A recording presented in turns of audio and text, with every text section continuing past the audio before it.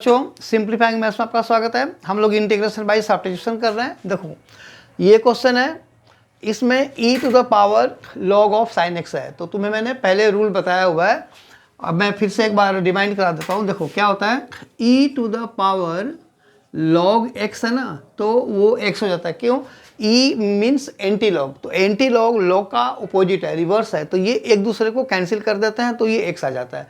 ये कब कब x नहीं आता, देखो यहाँ पे log x में कुछ मेंशन नहीं है ना बेस, तो इसका मतलब कि यहाँ भी बेस में e है, तो यहाँ का और यहाँ का जब बेस सेम होता है ना, तो वो कैंसिल हो जाता है। जैसे अगर मैं e to the power e नहीं, अब यहाँ पे मान लो 3 to the power log of x with base 3 यहाँ भी लिखा हुआ है, ठीक है ना, तो ये भी x हो जाएगा क्योंकि ये बेस और ये बेस सेम है।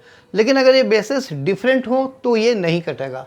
दूसरी चीज़ कि अगर e to the power two log x है, so this is not equal to 2x, ये 2x नहीं होगा। मतलब तुम ये समझो कि यहाँ पे कुछ मेंशन नहीं है तो e है, वो तो ठीक है, लेकिन जब log का कोफिशिएंट कुछ है अदर देन +1 तो भी ये कैंसिल नहीं होगा। कब होगा? जब तक हम इसको log ना बना दें। log का क्या प्रॉपर्टी तुमने किया होगा, log of m to the power n into log m होता है ना, तो इसको जब तुम उधर शिफ्ट करोगे तो ये e to the power log of x square हो जाएगा। देखो ये जो 2 है ना, 2 को हटाना पड़ेगा, तो ये पावर में जाकर के रेज होगा। तो ऐसे सिचुएशन में आंसर x स्क्वायर, तो वो फिर वो इस तरह से निकलता है। समझ आया? ये पहले भी मैं लिख करके बता चुका हूँ कई बार, ठीक है। ओके, तो चलो अब इसको मिटाओ, और अभी फ़िलहाल e to the power log directly है, so I is equal to cos cube x into e to the power log sine x है, तो ये हो गया साइन x dx। अभी इसमें कुछ है ही नहीं, कॉस क्यूब x है, साइन x है। अच्छा एक और चीज़ समझ लो, अगर साइन और कॉस दोनों ही टर्म आपस में मल्टीप्लाई हो रहे हो, एक में मान लो ऑड है एक में इवन है, तो जब भी तुम्हारे पास कोई ऑड का टर्म आता है ना, उसको तुम हमेशा, या इवन आता है, इवन वाले को अगर तुम खोलते हो या ऑड वाले को खोलते हो तो एक सिंगल डिग्री होना चाहिए। इसमें पहले से ही सिंगल डिग्री है। किसका डेरिवेटिव होता है? Sign x d x, cos का डेरिवेटिव होता है ना।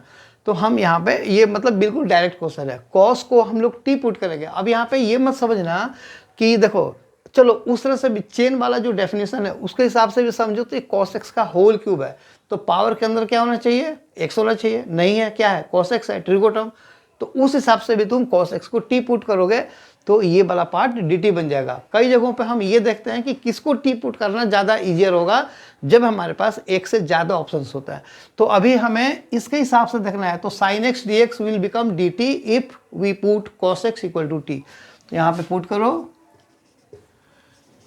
Put cos x equal to t implies sine x d x equal to, इधर का माइनस उधर शिफ्ट कर दो, एक ही स्टेप में हो जाएगा। So therefore I is equal to, अब देखो ना cos x का होल क्यूब, तो ये टी क्यूब हो जाएगा, बाहर माइनस हो जाएगा और ये डी टी हो जाएगा, है ना। तो आंसर क्या आया? -t4/4 plus c. So I is equal to -1/4 into t, किसको माना था? cos x को, तो ये हो जाएगा cos x to the power 4 यानी कि cos 4x और प्लस सी। ठीक है, चलो आई होप वीडियो समझ में आया हो। अगर आया तो इससे लाइक करो, शेयर करो और सब्सक्राइब जरूर करना। Thank you.